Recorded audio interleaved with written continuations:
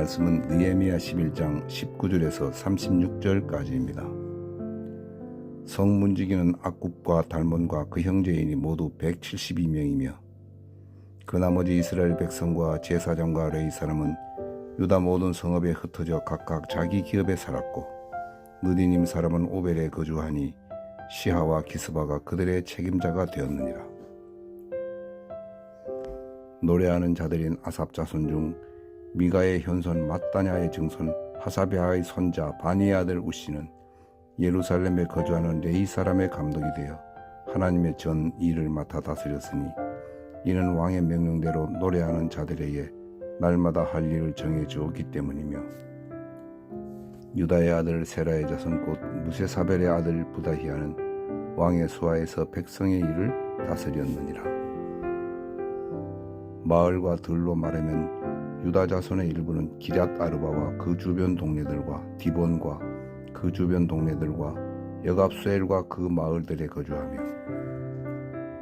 또 예수아와 몰라다와 벳벨렛과 하살수엘과 부엘세바와 그 주변 동네들에 거주하며 또 시글락과 무고나와 그 주변 동네들에 거주하며 또 에느림몬과 소라와 야르무스에 거주하며 또 산호아와 아둘람과 그 마을들과 라기스와 그 들판과 아세가와 그 주변 동네들에 살았으니 그들은 부엘세바에서부터 흰놈의 골짜기까지 장막을 쳤으며 또 베냐민 자손은 게바에서부터 믹마스와 아야와 베델과 그 주변 동네들에 거주하며 아나돗과 놋과 아나냐와 하솔과 라마와 깃다임과 하딧과 스보임과 느발랏과 로드와 오노와 장인들의 골짜기에 거주하였으며 유다에 있던 레위 사람의 일부는 베냐민과 합하였느니라.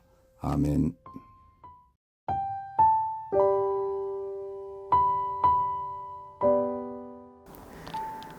이스라엘 백성들은 각자 10분의 1을 뽑아서 예루살렘에 거주하도록 보내었습니다. 그렇게 예루살렘에 거주하게 된 사람들의 이름이 느헤미야 11장에 나오고 있습니다. 지도자들로부터 제사장, 레위인, 문지기, 노래하는 자들과 평범한 백성들에 이르기까지 다양한 사람들의 이름이 나오고 있습니다. 이 이름을 읽을 때 하나님께서는 어떻게 다양한 부르심 가운데 하나의 공동체를 세워가시는지 우리가 배울 수 있게 되는데요. 우리의 소명을 통해서 이루시는 하나님 나라에 대해서 함께 생각해 보겠습니다. 먼저 소명에 대해서 생각해 볼까요? 부르심은 다양하지만 부르심은 모두 하나님의 은혜입니다. 느헤미야 11장에는 많은 사람들의 이름이 나옵니다. 이 사람들이 예루살렘에 정착하게 된 과정이 어떠한가요? 자신들이 직접 계획을 하고 소원하여 원한 바를 스스로 이룬 게 아닙니다. 제비 뽑는 일을 통해서 선택을 받았습니다. 즉 하나님께서 선택하시고 인도하시고 불러주신 사람들이 예루살렘에 오게 되었다는 말입니다. 이처럼 부르심은 전적으로 하나님의 선택이요 은혜로부터 시작합니다. 어떠한 사람은 지도자로 부름을 받기도 하였고 어떠한 사람은 제사장으로, 성전을 섬기는 레위인으로, 문지기로, 성전에서 노래하는 자로 부름받아 왔습니다. 왜 누구는 제사장이고 누구는 문지기냐 하고 물을 수 있겠죠. 세상 기준으로 볼 때는 어떠한 자리에 앉아 있느냐에 따라서 그 사람의 가치가 결정되기도 합니다. 하지만 하나님의 나라는 그렇지 않습니다.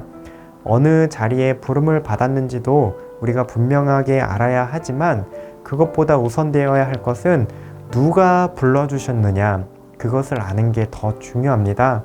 그 누구도 자격이 있어서 그 자리에 부름받은 게 아닙니다. 하나님이 택하셨기 때문에 그 자리에 부름받았습니다. 부르심 그 자체가 하나님의 은혜입니다. 이 사실을 기억할 때 우리가 부름받은 자리를 새롭게 보게 될 수 있지요.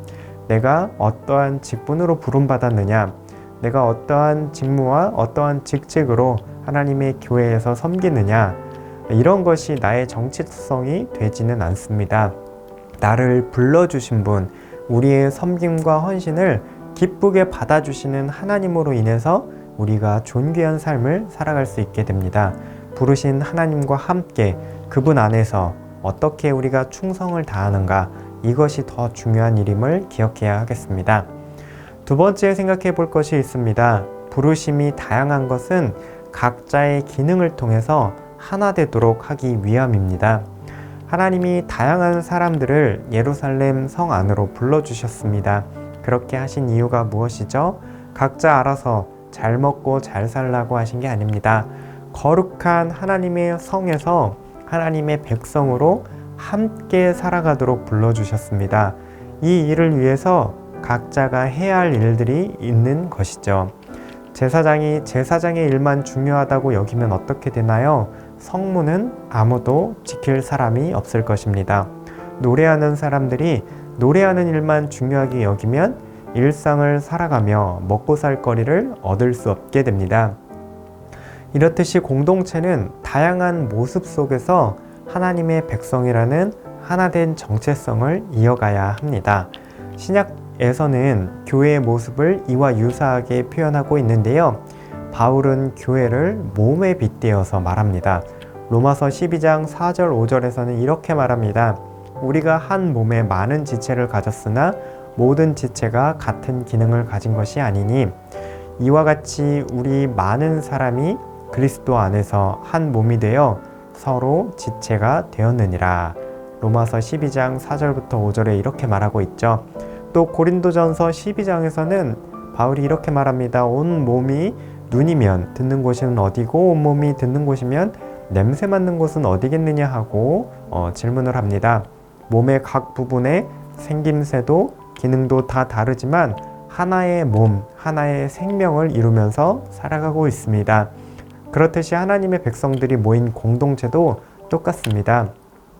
우리가 하나의 몸으로 제 기능을 하려면 각자 부르심에 충성하며 최선을 다해야 합니다. 그리고 서로를 돌아보며 한 몸으로 아껴 주어야 하겠죠.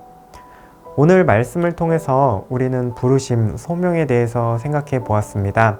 하나님은 다양한 곳에서 다양한 일을 위해서 다양한 사람들을 하나의 교회로 불러주셨습니다. 이 모든 것은 다 하나님의 선택이요 은혜입니다. 부름받은 자리 그 자체보다 불러주신 하나님, 하나님의 은혜, 하나님의 선택하심을 기억할 때 우리의 부르심을 더욱더 영광스럽게 여길 수 있게 됩니다. 각자가 부름받은 자리에서 하나님의 뜻에 순종하고 공동체 내에서 부름받은 대로 최선을 다하는 삶의 모습 가운데 더욱더 하나됨을 느끼게 될 것입니다. 함께 말씀 생각하면서 기도하시겠습니다. 자격 없는 우리를 하나님 나라 위에서 불러주신 은혜에 감사합니다. 하나님 한 분을 바라보며 각자 부름받은 자리에서 최선을 다하는 하루 되게 하옵소서. 우리를 부르신 하나님 한 분 기억하며 오늘을 힘있게 살아가시길 소망합니다.